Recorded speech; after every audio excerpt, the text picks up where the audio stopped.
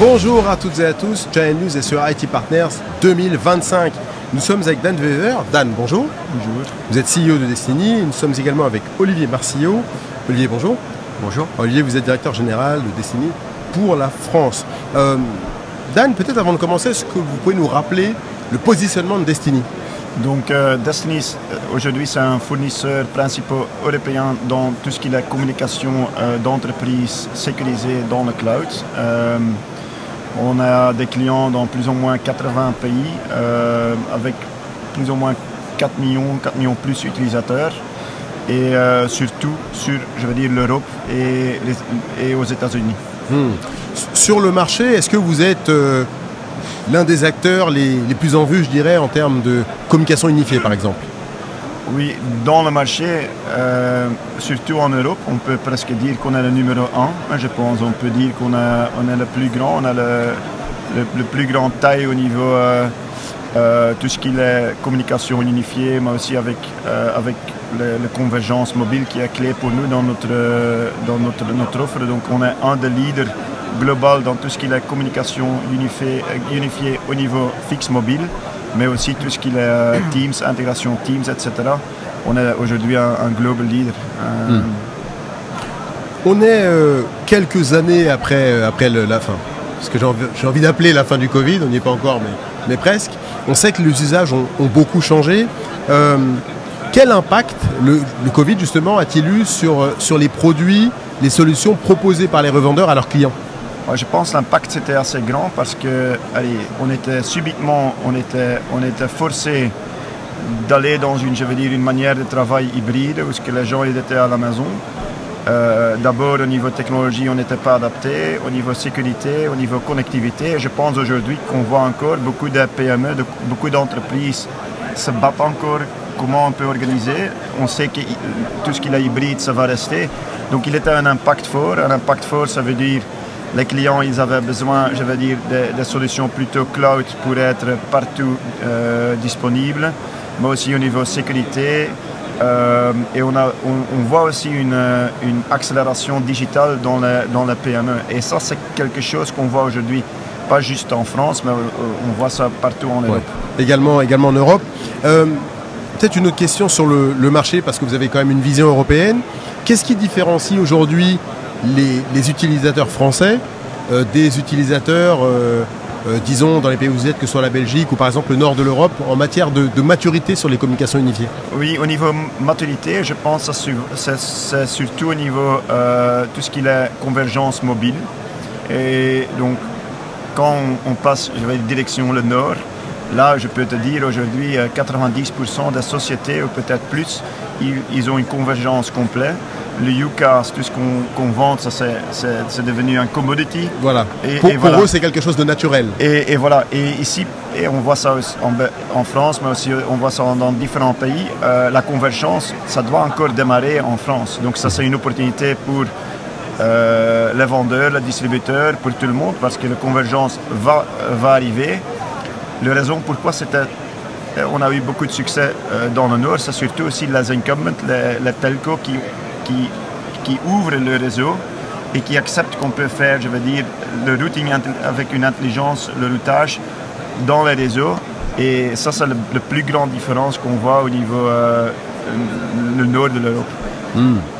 Olivier, en France, comment est-ce que vous accompagnez vos revendeurs? Comment est-ce que vous leur permettez de coller à cette évolution d'usage que Dan a mentionné juste avant? Alors nous en France, notre rôle c'est de mettre sur le marché les solutions qu'on développe au niveau du groupe et un certain nombre de produits de télécommunications qui sont des produits qu'on fabrique pour le marché français. Et de plus en plus on va accompagner nos distributeurs en raisonnant par canal de distribution. Vous savez qu'en France on a un modèle de marque blanche qui est assez important, qui est très développé, qui fonctionne bien. Et là on va avoir une offre qui est une offre assez large, assez complète, avec la possibilité vraiment de choisir dans un portefeuille assez large de produits et services, et nos revendeurs en marque blanche vont vouloir composer eux-mêmes les services qu'ils vont distribuer à leurs clients finaux aux entreprises. Et puis on a d'autres canaux qui se développent et sur lesquels on croit beaucoup, qui sont des canaux de distribution plus sous forme du modèle d'agent. Et on pense que nos produits de demain Qu'est-ce que vous entendez, pardon, Olivier, par agent? Donc, ce sont des distributeurs qui vont vendre les produits sous notre marque. Donc, ce sont des clients Destiny. Donc, on a des distributeurs qui vont revendre nos produits, qui vont percevoir une commission en échange. Mais là, à l'inverse de la marque blanche, on va vendre sous la marque Destiny.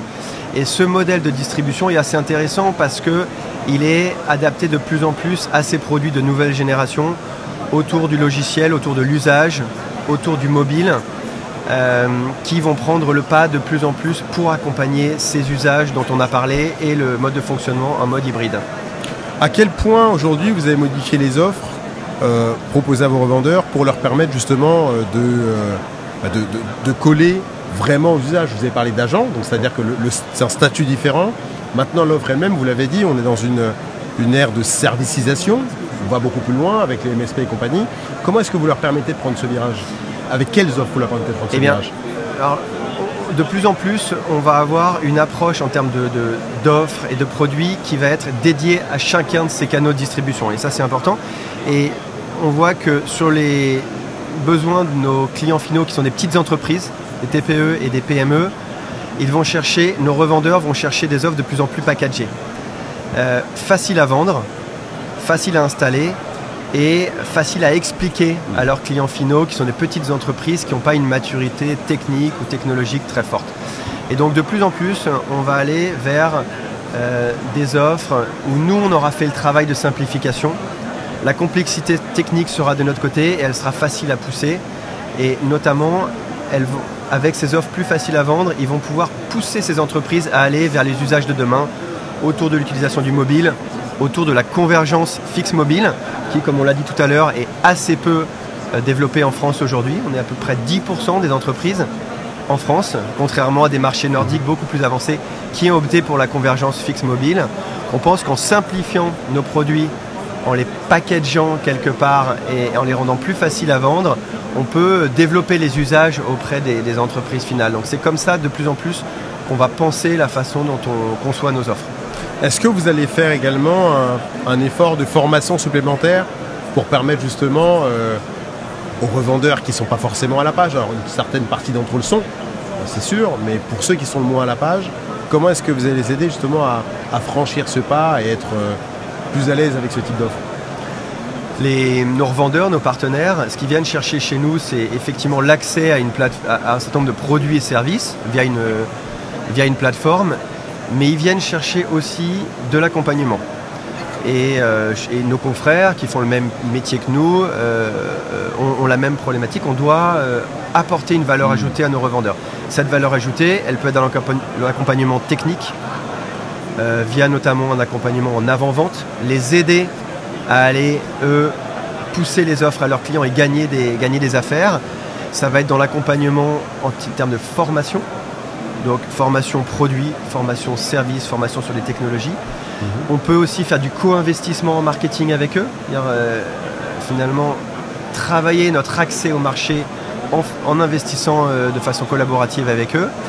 On peut leur apporter du support, la compétence technique en termes de support pour leurs clients finaux. Donc vous voyez toute cette valeur ajoutée, qu'elle soit commerciale, fonctionnelle ou technique, c'est ça qui va nous permettre de nous différencier et c'est ça qui va les aider, eux, à développer leur activité. Une dernière question pour Olivier et Dan, si vous voulez compléter. Est-ce que vous comptez faire évoluer votre positionnement géographique ou est-ce qu'aujourd'hui correspond vraiment aux besoins qui sont les vôtres et aux besoins de vos revendeurs? Alors, notre activité, elle a évolué sur les dernières années. Elle a suivi les tendances du marché télécom. Il y a des produits qui maintenant arrivent à maturité, voire qui sont en déclin.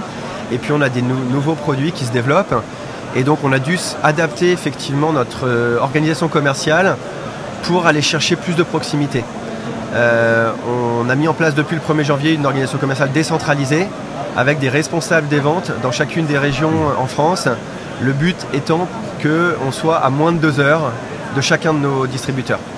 Que chacun de mes commerciaux, chacun de mes responsables des ventes indirectes puisse en moins de 2 heures de trajet être aux côtés d'un partenaire pour l'aider sur une affaire, pour faire le point sur l'activité commerciale avec eux.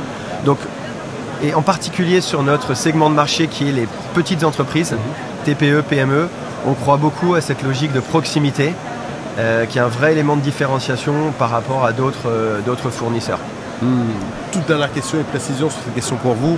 Dan, est-ce que le maillage européen, votre positionnement européen aujourd'hui, est-ce qu'il a lui aussi vocation à évoluer, ou est-ce que, si je reprends les termes d'Olivier, aujourd'hui vous avez la proximité que vous souhaitez avec les revendeurs? Je pense que la proximité, ça reste super important. À la fin, ce qu'on voit, un utilisateur de nos technologies qui est basé à Stockholm ou qui est basé, je veux dire, à Paris, ici à Paris, à la fin, il n'y a pas de grandes différences. Donc au niveau techno, ça on voit aussi, tu vois beaucoup de nouveaux startups dans l'innovation, dans tout ce qui est l'intégration, AI, intelligence artificielle. Mais c'est un use case et ça on voit, les besoins, ils sont les mêmes. Mais nous on est convaincus, le fait que vous avez la proximité avec les partenaires, avec les clients, c'est clé parce que c'est là où on comprend le marché, c'est là où on peut innover. Et c'est pas juste être dans, je veux dire, quelque part dans la montagne ou whatever et voir et voilà. Donc ça ce qu'on fait. Nous, le but c'est d'innover et d'emporter les innovations qui sont utilisées et pas juste des innovations qui sont là. On veut vraiment faire l'impact pour les gens qui travaillent avec nos technologies.